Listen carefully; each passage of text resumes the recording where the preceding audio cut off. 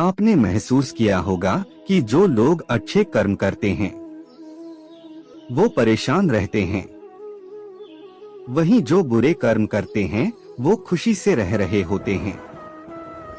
अच्छे कर्म करने वाले परेशान होते हैं कि आखिर उन्हें इतनी परीक्षा क्यों देनी पड़ रही है, जबकि जो अधर्म की राह में हैं वो खुश हैं और जिंदगी का लुत्फ उठा रहे हैं।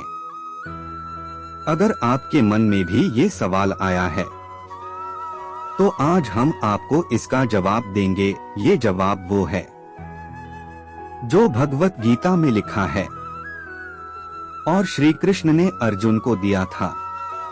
भगवत गीता में वर्णित कथा के अनुसार जब भी अर्जुन के मन में कोई दुविधा होती थी तो वो श्री कृष्ण के पास पहुंच जाते थे। एक बार की बात है, अर्जुन भगवान श्री कृष्ण के समीप आकर कहा कि वो दुविधा में हैं और इसका जवाब वो श्री कृष्ण से चाहते हैं। श्री कृष्ण ने पूछा कि क्या सवाल है। अर्जुन ने कहा, मुझे ये जानना है कि अच्छे लोगों के साथ हमेशा बुरा ही क्यों होता है, वहीं बुरे लोग खुशहाल दिखते हैं। अर्जुन के मुंह से ऐसी बातें सुनकर श्री कृष्ण मुस्कुराए और कहा, मनुष्य जैसा सोचता है और महसूस करता है वैसा कुछ नहीं होता है, बल्कि अज्ञानता की वजह से वो सच्चाई नहीं समझ पाता है। अर्जुन उनकी ये बात समझ नहीं पाए। इसके बाद श्री कृष्ण ने क्या कहा वो जानते हैं। श्री कृष्ण ने अर्जुन से कहा, पार्थ मैं तुम्हें एक कथा सुनाता हूँ, उसे सुनकर तुम समझ जाओगे कि हर प्राणी को उसके कर्म के हिसाब से ही फल मिलता है। प्रकृति हर किसी को अपनी राह चुनने का मौका देती है। अब वो मनुष्य की इच्छा पर निर्भर करता है कि उसे धर्म की राह चुननी है या अधर्म की। कथा शुरू करते हुए श्री कृष्ण ने कहा, एक नगर में दो पुरुष रहा करते थे। एक पुरुष व्यापारी था जिसके जीवन में धर्म की बहुत महत्ता थी।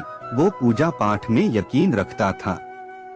वो हर रोज मंदिर जाता था और दान धर्म भी करता था और हर रोज भगवान की पूजा करता था।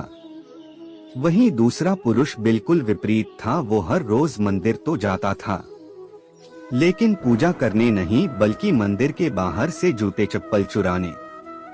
उसे दान और धर्म से कोई लेना देना नहीं था। समय बीतता गया और एक दिन बहुत जोर की बारिश हो रही थी। इस वजह से मंदिर में पुजारी के अलावा कोई नहीं था।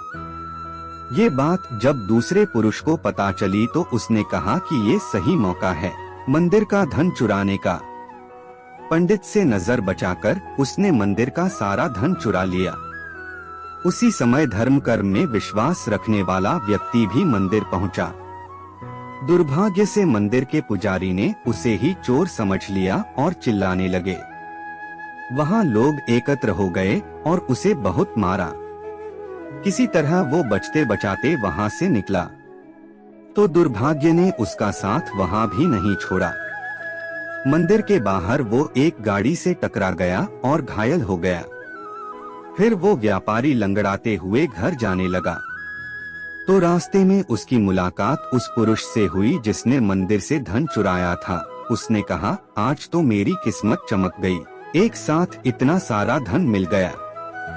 ये सब देखकर उसे बहुत बुरा लगा और उसने अपने घर से भगवान की सारी तस्वीरें निकाल दी। कुछ सालों बाद दोनों की पुरुषों की मृत्यु हो गई। मरने के बाद जब दोनों यमराज की सभा में पहुंचे और भले पुरुष ने दूसरे व्यक्ति को देखा तो उसे बहुत गुस्सा आया। उसने क्रोधित होकर यमराज से पूछ ही लिया, मैं तो हमेशा अच्छे कर्म करता था, दान में विश्वास रखता था, उसके बदले जीवन भर मुझे अपमान और दर्द ही मिला और इस व्यक्ति को नोटों से भरी पोटली। आखिर ऐसा भेदभाव क्यों? इस पर यमराज ने कहा, पुत्र तुम गलत समझ रहे हो। जिस दिन तुम्हारी गाड़ी से टक्कर हुई थी वो दिन तुम्हारे जीवन का आखिरी दिन था, परंतु तुम्हारे अच्छे कर्मों की वजह से तुम्हारी मौत सिर्फ एक छोटी से चोट में बदल गई। तुम इस दुष्ट व्यक्ति के बारे में जानना चाहते हो। दरअसल इसके भाग्य में राजयोग था, मगर इसके कुकर्मों और अधर्म की वजह से वो सिर्फ एक छोटी सी धन की पोटली में बदल गया। कथा सुनाने के बाद श्री कृष्ण अर्जुन से कहते हैं, पार्थ, क्या अब तुम्हें तुम्हारे सवाल का जवाब मिल गया? ऐसा सोचना कि भगवान तुम्हारे कर्मों को नजरअंदाज कर रहे हैं, ये बिल्कुल भी सत्य नहीं है। भगवान हमें कब क्या किस रूप में दे रहा है मनुष्य को समझ में नहीं आता है। मगर आप अच्छे कर्म करते रहें तो भगवान की कृपा हमेशा बनी रहती है। इसलिए अपने अच्छे कर्मों को बदलना नहीं चाहिए, क्योंकि उसका फल हमें इसी जीवन में मिलता है।